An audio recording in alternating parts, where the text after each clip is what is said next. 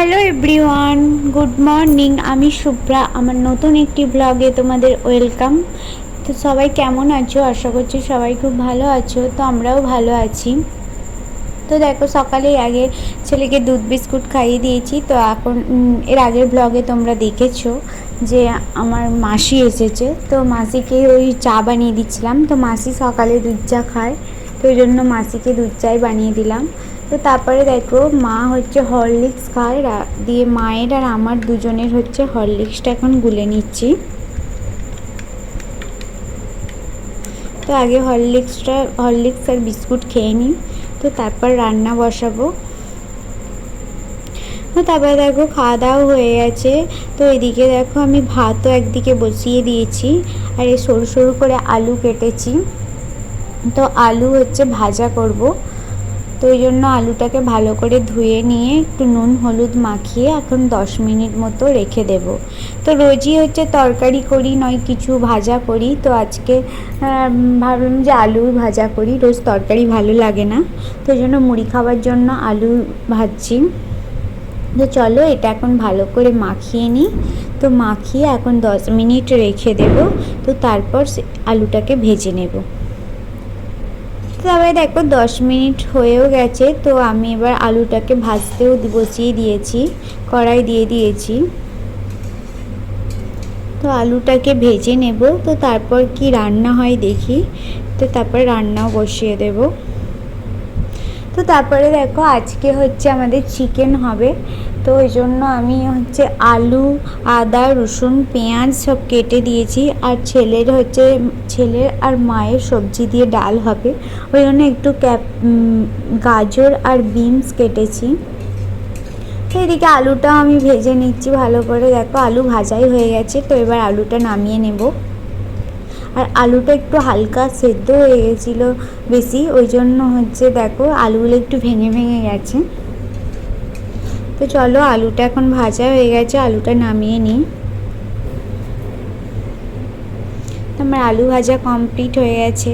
আর এদিকে দেখো, সব সবজিগুলো আমি ধুয়ে রেখে দিয়েছি, মাংসর আলু। আর এইদিকে হচ্ছে সবজি দিয়ে ডাল হবে। তো ওই ডালের গাজরটা আর বিনসটাও ধুয়ে রেখেছি। তো তারপরে দেখো, কুকারে একটু গাজরটা আর বিনসটা একটু নেড়ে নিয়ে তেল দিয়ে, তো ডাল দিয়ে ওটা সিটি দিতে বসিয়ে দিয়েছি। তো মা যেহেতু চিকেনের গ্রেভিটা খাবে না, তো রিচ এমনি চিকেন 1-2 পিস নেবে, কিন্তু রিচ খাবে না। ওই জন্য মাকে হচ্ছে ডাল দিয়ে দেব, আর আলু ভাতে দিয়ে দিয়েছিলাম। তো আলুও মেখে দেব। তো আমার ভাতও দেখো কমপ্লিট হয়ে গেছে। আর এদিকে দেখো, বাপি হচ্ছে বাজার থেকে সব সবজি নিয়ে এসেছে, আমও নিয়ে এসেছে। তারপরে এদিকে টমেটো, পটল, ঢেঁড়স, তারপরে হচ্ছে ঘি করলা, তারপরে মায়ের জন্য হচ্ছে কুলেখাড়াও নিয়ে এসেছে। তো আমার এদিকে দেখো, সবজি দিয়ে ডালটাও হয়ে গেছে। তো চলো, এবার মুড়িও খেয়ে নিই। তো মাকেও ওদিকে, মা বাপি ওদেরকেও মুড়ি দিয়ে দিয়েছি। তো এখন আলু ভাজা দিয়ে আর একটু মিষ্টি দিয়ে মুড়িটা খেয়ে নিই। তো তারপরে দেখো, বোন পড়তে গেছিলো। তো পড়ে এসে তারপরে হচ্ছে সব এগুলোকে পেস্ট করে দিচ্ছিল, আদা রসুন পেঁয়াজগুলোকে। তো পেস্ট করে দিল। আর আজকে মাংসটা হচ্ছে আমি রান্না করব না, তো আজকে হচ্ছে মাংস মাসি রান্না করছে।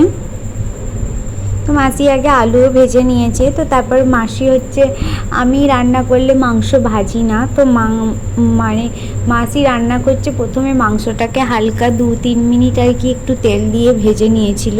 তো তারপর আবার মশলা ভেজে কষিয়ে নিয়েছিল। তো তারপরে দেখো, আমি ছেলেকেও ভাত খাইয়ে দিয়েছি।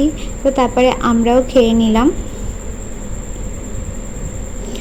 তারপরে বিকেলের দিকে দেখো, দু ছেলেকে দুধ বিস্কুট খাইয়ে দিচ্ছি। আর বিকালে হচ্ছে মাসিও বাড়ি চলে গেছে।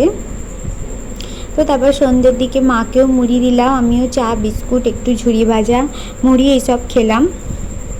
তো এবার রাতে হচ্ছে রুটি বানাবো, তো এগুলো খেয়ে নিই। তো খাওয়া দাওয়ার পর দেখো, আমি আটাও মেখে ফেলেছি। তো এখন লিচিগুলোকে আস্তে আস্তে রুটিগুলো বেলে নেব। তো আমি আর বোন দুজনেই রুটি খাবো, ও একটা রুটি খাবে, আমি দুটো খাবো। তো ওই জন্য 3টেই রুটি বানিয়েছি। তো চলো, রুটিগুলো বানিয়ে নিই। তো রুটি শুধু বানাবো, চিকেন তো আছে, তো চিকেন দিয়ে মিষ্টি দিয়ে রুটি খেয়ে নেব। তো রুটিটা আগে বানিয়ে নিই, তো তারপরে হচ্ছে ছেলেকে খাইয়ে দেব।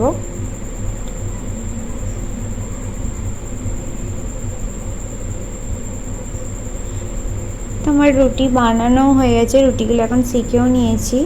তো চলো রুটিগুলো হয়ে গেছে, তো ওগুলো চাপা দিয়ে রেখে দিই। তো তারপরে হচ্ছে ছেলেকে আগে খাইয়ে দিই, ও স্যারেলাক খাবে, তো ওকে খাইয়ে দিই, তারপর আমরাও খাওয়া দাওয়া করে নেব, মাকেও খেতে দেব। ওর স্যারেলাকটা গুলেও নিয়েছি, তো চলো ওকে খাইয়ে দিই আগে। তো তারপরে দেখো আমরাও এখানে খাওয়া দাওয়া করে নিচ্ছিলাম। তো আজকে চিকেনটা একটু সাদামাটা হয়ে গেছিলো, তো আমরা এরকম চিকেন খাই না। তো যেহেতু মাসি রান্না করেছে, তো আর কি বলবো, যে মাসি আর কি নিজের বাড়িতে যেমন রান্না করে এখানে আমরা কেমন খাই না খাই বুঝতে পারছিল না। তো ওই জন্য এরকম মানে হালকা একদম তেল কম মশলা কম রান্না হয়েছে, মানে টেস্ট হয়েছিল, কিন্তু মানে অত তেল মশলা বেশি মানে হয়নি, মানে মায়ের খাওয়ার ভালোই উপযুক্ত হয়েছিল। তো চলো টাটা, ব্লগটা আমি এখানেই শেষ করছি, দেখা হবে নেক্সট ব্লগে।